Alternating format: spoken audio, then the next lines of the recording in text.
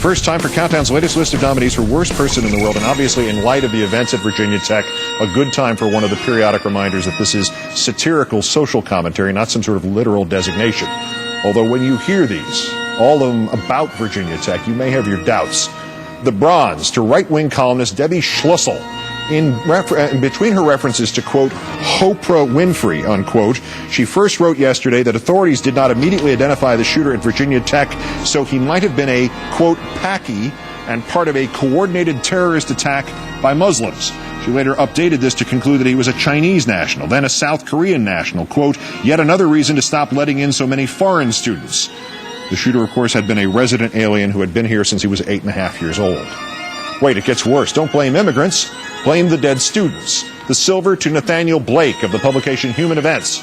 The students at Virginia Tech, he writes, should be heartily ashamed of themselves.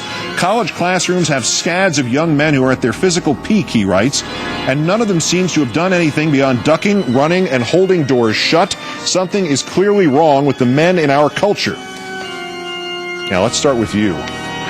Well, with our winner tonight, John Derbyshire of the National Review Online, fresh from saying he wouldn't mind seeing the English sailors captured by Iran physically injured or worse back in England. He writes now, setting aside the ludicrous campus ban on licensed conceals, why didn't anyone rush the guy? Ellipsis. At the very least, count the shots and jump him reloading or changing hands. Ellipsis. If I thought I was going to die anyway, I'd at least take a run at the guy.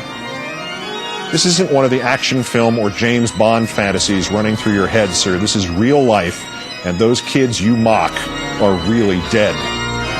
John Derbyshire, today's worst person in the world.